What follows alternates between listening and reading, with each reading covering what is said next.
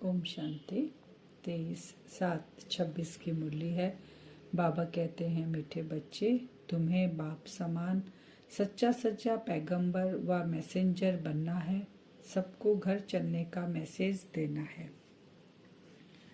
हम सबको जैसे बाबा पैगंबर और मैसेंजर है, हमको पैगाम दे रहे हैं और मैसेज दे रहे हैं कि सबको घर चलना है। वैसे हम बाबा के बच्चे हैं, सभी आत्माओं को भी हम सबको यह मैसेज देना है कि अब और ज़्यादा समय नहीं है, अब घर चलने की तैयारी हमें करनी है। प्रश्न है, आजकल मनुष्यों की बुद्धि सारा दिन किस तरफ भटकती है? उत्तर में फैशन की तरफ। मनुष्य को कशिश करने के लिए अनेक प्रकार के फैशन करते हैं। यह फैशन चित्रों से ही सीखे हैं। समझते हैं पार्वती भी ऐसे फैशन करती थी, बाल आदि बनाती थी। बाबा कहते हैं, तुम बच्चों को इस पतित दुनिया में फैशन नहीं करना है। तुम्हें तो मैं ऐसी दुनिया में ले चलता हूँ जहाँ नेचुरल सुंदरता रहती है, फैशन की दरकार नहीं। द्वापर युग में जब हम देह अभिमान से देही अभिमानी स्थिति में आना शुरू हुए तो बाबा कहते हैं मूर्तियां बनाए, देवी देवताओं के जड़ चित्र बनाए, तो उनको अच्छे अच्छे कपड़े गहने सब पहनाया, उनके बाल आदि इतने सुंदर सुंदर बनाए, तो उनको देखकर द्वापर की आत्माएं भी वैसी फैशन करने लगी। तो पहले की जो फैशन थी वो रॉयल फैशन थी, जिसको बोलते हैं सतो प्रधान, माने प्योरिटी वाली फैशन थी। द्वापर में जब स्टार्ट हुई थी फैशन, लेकिन आज वही फैशन कलयुग एंड तक पहुंचते पहुंचते वो फैशन की कैसी दुर्दशा हो गई है।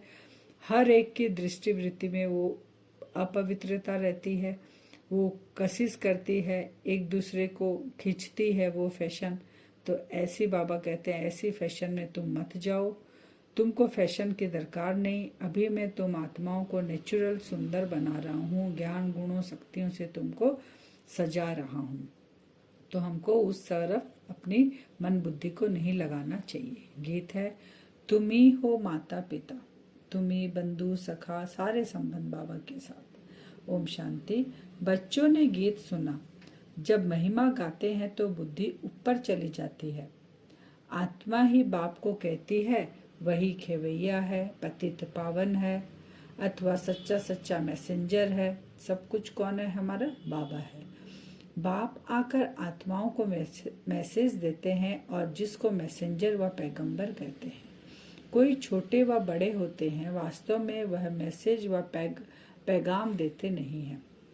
यहाँ के बाबा कह रहे हैं, यहाँ पे भी कोई कोई अपने आप को कहते हैं ना कि हम पैगंबर है, मैसेंजर है, तो बाबा कहते हैं वो वास्तव में वो पैगंबर नहीं है, वो झूठी महिमा है उनकी। सच्ची महिमा जो है पैगंबर मैसेंजर, वो एक शिव बाबा की है। बच्चे समझते हैं सिवाय एक के इस मनुष्य सृष्टि पर और किसी की महिमा नहीं है। सबसे जास्ती महिमा इन लक्ष्मी नारायण की है, क्योंकि यह है नई दुनिया के मालिक। शिव बाबा की महिमा है, उसके बाद उनके बच्चों की। कौन से बच्चों की? जो प्रारब्ध प्राप्त करते हैं, लक्ष्मी नारायण बनते हैं, नई दुनिया के मालिक बनते हैं। सो भी भारतवासी जानते हैं। दुनिया वाले सिर्फ इतना जानते हैं कि भारत प्राचीन देश है, भारत में ही गॉड गॉडेस का राज्य था। अब बाहर के कंट्री वाले तो जानते नहीं है ना, भारत वाले ही जानते हैं देवी देवताओं को।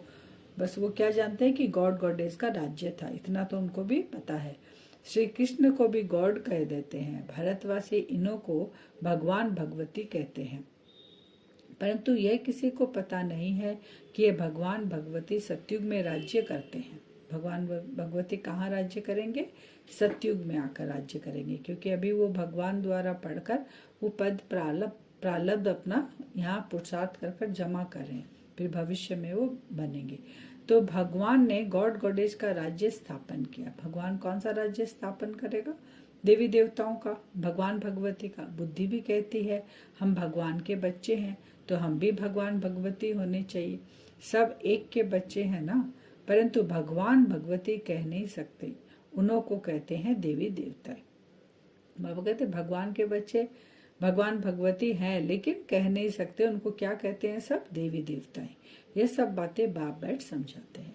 भारतवासी कहेंगे कि हम भारतवासी पहले नई दुनिया में थे, नई दुनिया को तो सब चाहते हैं, बापूजी भी नई दुनिया, नया राम राज्य चाहते थे, क्योंकि आत्मा के अंदर वो संस्कार है, लेकिन अभी मर्ज रूप में है ना, तो वो संस्कार के कारण सभी को वो शांति वाली दुनिया, नई दुनिया सभी को अच्छी लगती है। तो परंतु राम राज्य का अर्थ बिल्कुल नहीं समझते, लेकिन वो राज्य कब था, वो राम राज्य किसने स्थापन किया, कुछ नहीं जानते। आजकल मनुष्यों को अपना अहंकार कितना है, कलयुग में है पत्थर बुद्धि, सतयुग में है पारस बुद्धि। अभी सबकी बुद्धि कैसी है, पत्थरों जैसी बुद्धि है, जिसकी बुद्धि को आप चेंज भी नहीं कर सकते हैं। अगर कोई गलत कर रहा आप उनको बोलेंगे तो वो समझेंगे कि आप रोंग है, वो नहीं समझते हैं। तो इसीलिए बाबा उनको कहते हैं पत्थर बुद्धि, परिवर्तन नहीं होती जल्दी से उनकी। और सतयुग में हमारी है पारस बुद्धि, परंतु यह किसी को समझ नहीं। भारत ही सतयुग में पारस बुद्धि था, भारत ही पत्थर बुद्धि है। अब पत्थर बुद्धि से पारस बुद्धि बनाने के लिए उस परमात्मा को, उस शिव बाबा को हम बच्चों के पास आना पड़ता है। आगे बाबा कहते हैं कि पारसी लोग की स्त्रियां मुंह पर काली जाली पहनती थी कि कोई देखकर आशिक न हो जाए, इसको कहा जाता है पतित दुनिया। अब बाबा कहते हैं वो है पारस दुनिया, वहाँ सतो प्रधानता है, वहाँ प्योर पवित्रता है, प्योरिटी का राज्य है, और यहाँ उल्टा है।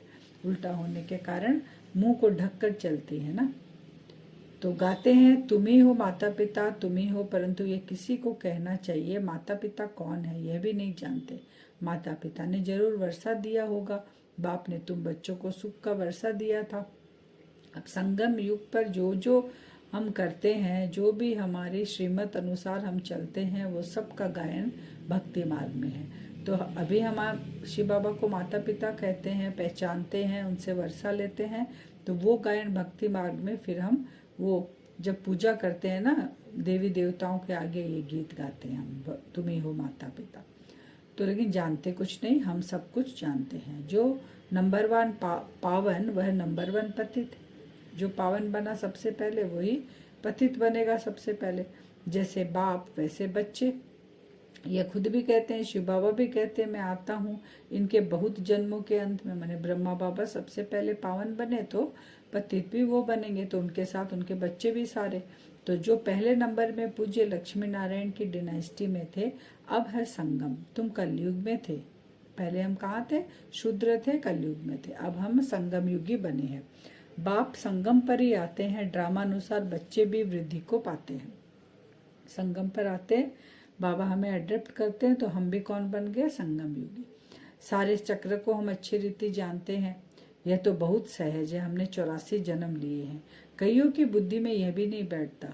स्टूडेंट में नंबरवार तो होते हैं ना, बाबा तो पूरा बता दिया, आदि मध्य अंत, तुम्हारी आत्मा माने सृष्टि की ज्योग्राफी, हिस्ट्री सब बाबा समझाते हैं।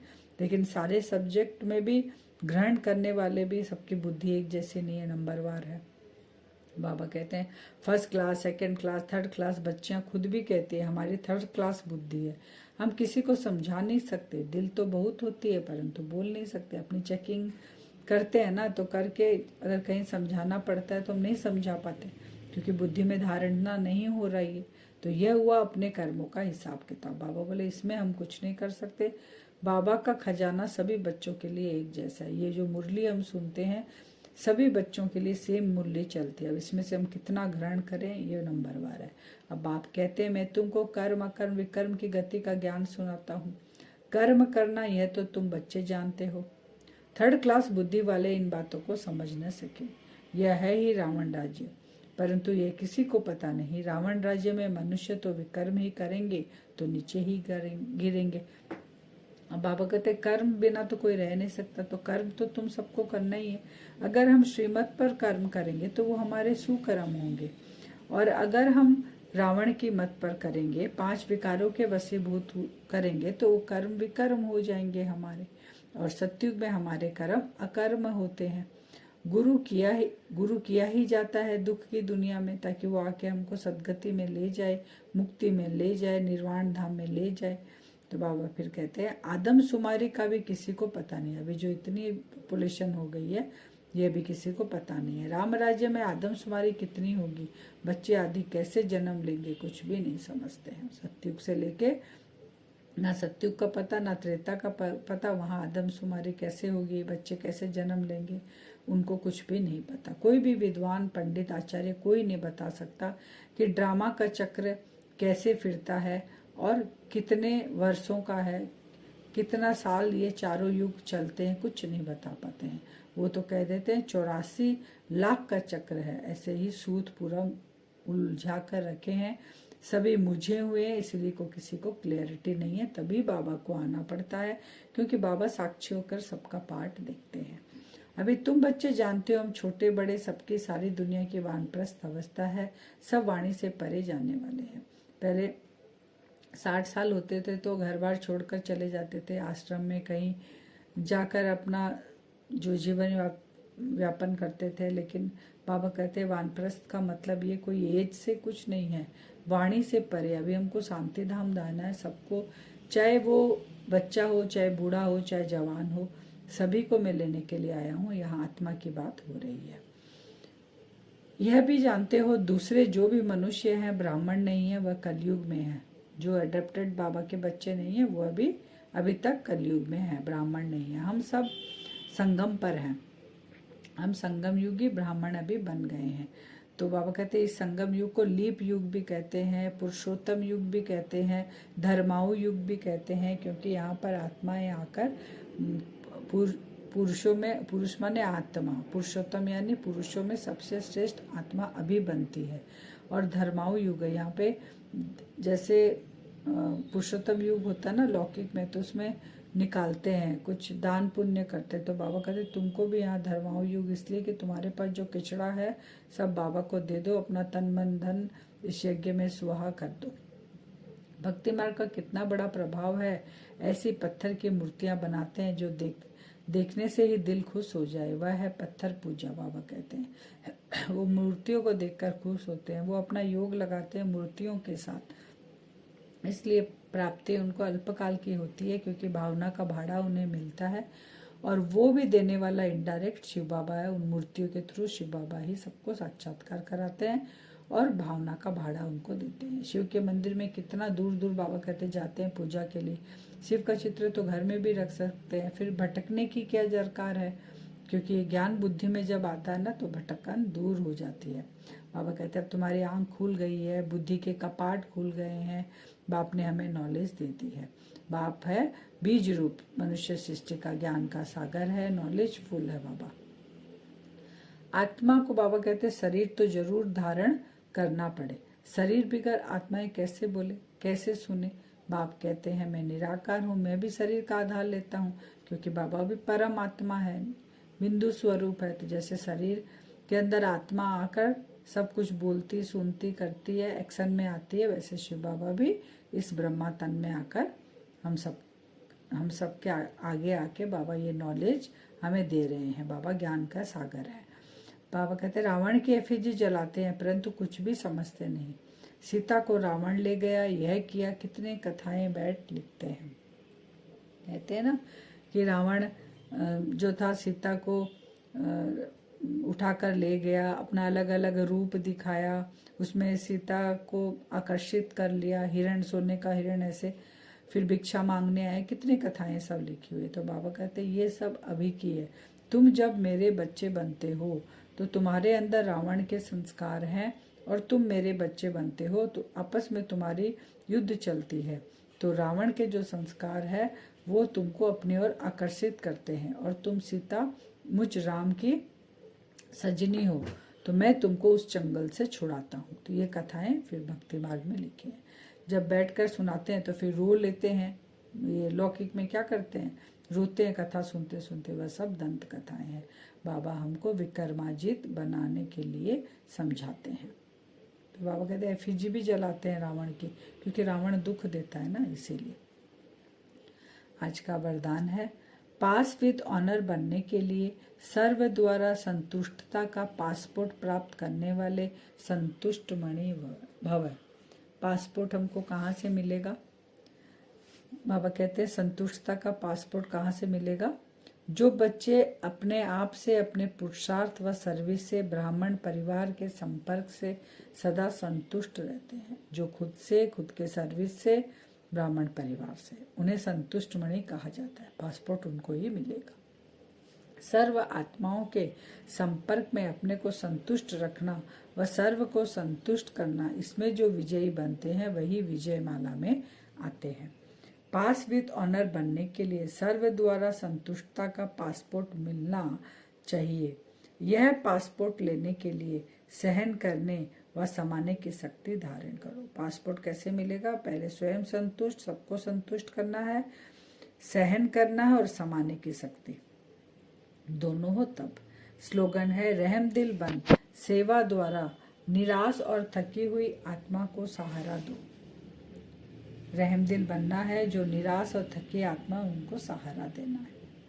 अव्यक्त सारे ज्वाला स्वरूप स्थिति में रह शक्तिशाली याद का अनुभव करो। पावरफुल याद के लिए सच्चे दिल का प्यार चाहिए।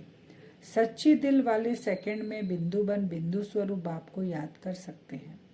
सच्चे दिल वाले सच्चे साहेब को राजी करने के कारण बाप की विशेष दुआएं प्राप्त करते हैं, जिससे सहज ही एक संकल्प में स्थित हो ज्वाला रूप की याद का अनुभव कर सकते हैं। पावरफुल वाइब्रेशन फैला सकते हैं। सच्चाई की शक्ति के कारण दिमाग भी समय पर युक्ति युक्त यथार्थ कार्य कराता है। कोई भी उल्टा कार्य हो नहीं सकता। बाबा ने कहा, अगर सच्चा प्यार बाबा के साथ है तो जिसके साथ प्यार होता है ना, उसके प्यार में लवलीन हो जाते हैं, उस जैसा ही स्वरूप हो जाता है। तो बाबा बिंदु, हम बिंदु, तो इस स्वरूप में अगर बाबा को याद करते हैं तो हमारा ज्वाला स्वरूप होता है। पावरफुल वाइब्रेशन चारों ओर फैलती है और बाबा कहते हैं तो बुद्धि भी फिर युक्ति युक्त कार्य यथार्थ कार्य करती है, क्योंकि बुद्धि की लाइन क्लियर है। अब हम योग करेंगे वरदान से। अपने आप को देखेंगे भ्रकुटी सिंहासन पर। मैं आत्मा चमक रही हूँ। सबसे पहला पाठ है, चाहे हम मुरली सुने चाहे हम योग करें, आत्मा को देखना है सबसे पहले कि मैं कौन हूँ। जब आत्मा को देखेंगे ना तो फिर वो वाइब्रेशन फैलने लग जाते हैं और हमारा कनेक्शन बाबा के साथ जल्दी होता है। मैं आत्मा इस भ्रकुटी सिंहासन पर बैठी हूँ। बिंदु स्वरूप अपने आप को विजुअलाइज करें।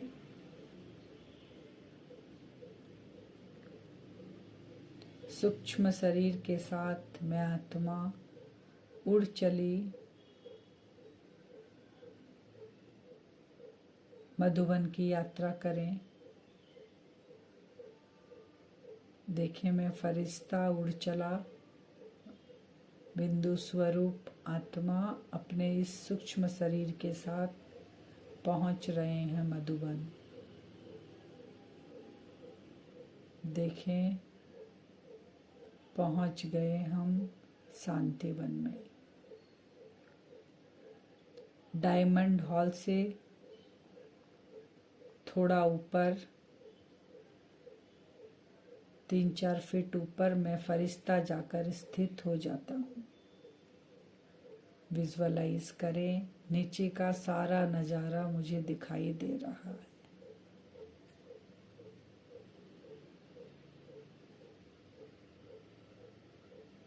अपने ही भाई बहन को देखें, सब इस तपस्या भूमि में पहुंच गए।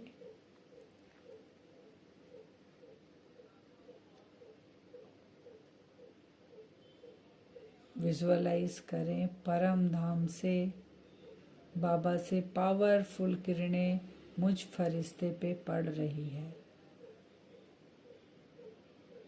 मैं फरिश्ता उन किरणों से एकदम चार्ज हो रहा हूँ।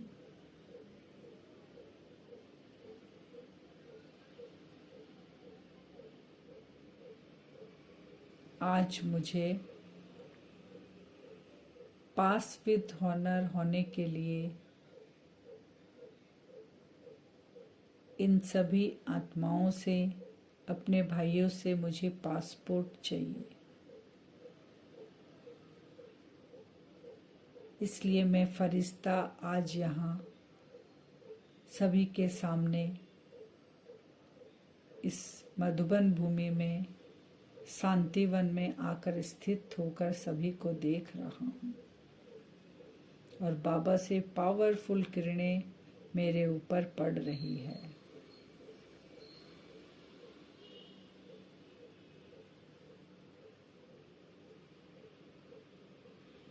मुझसे ये वाइब्रेशन निकलकर नीचे फैलने लग गई। नीचे भी सभी को फरिश्ता स्वरूप में देखें। एक एक फरिश्ते चल रहे हैं। भ्रकुटी में आत्मा चमक रही है।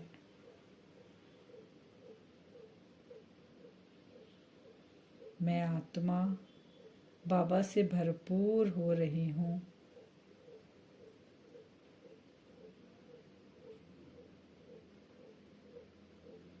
मुझ आत्मा के अंदर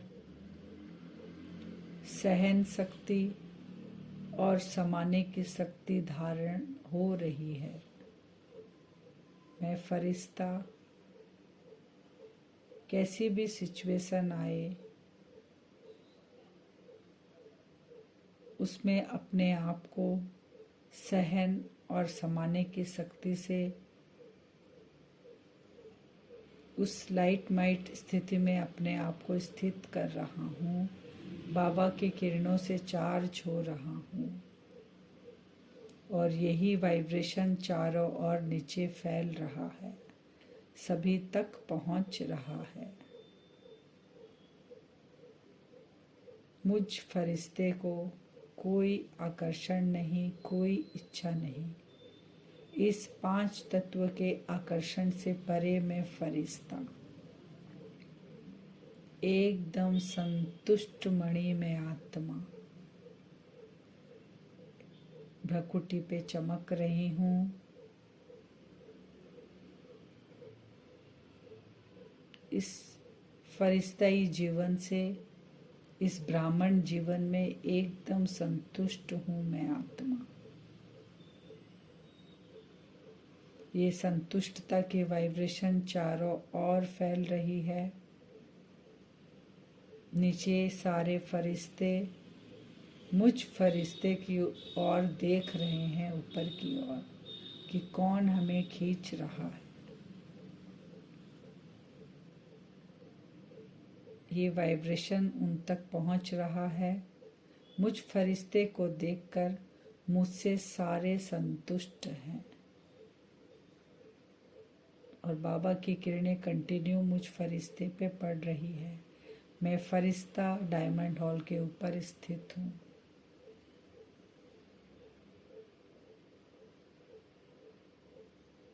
बाबा से वरदान मिल रहे हैं, बच्चे विजयी भव।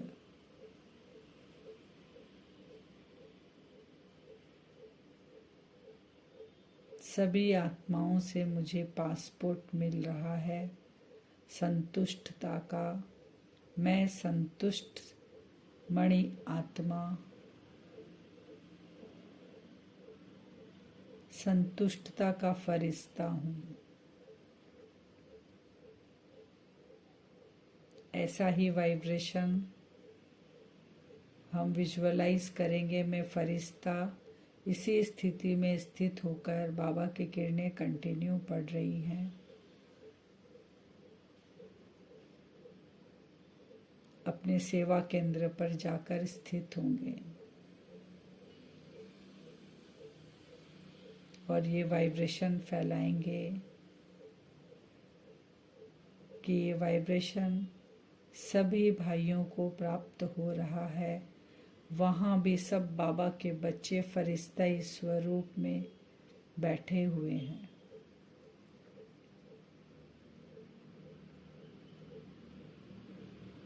ऐसा हम आज बार बार करेंगे।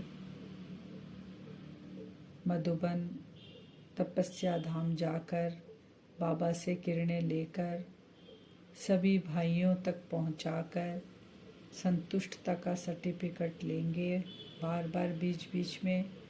और जहां हम सेवा केंद्र पर जाते हैं वहां भी ये अपने आप को फरिश्ता स्थिति में स्थित कर कर ये वाइब्रेशन फैलाएंगे।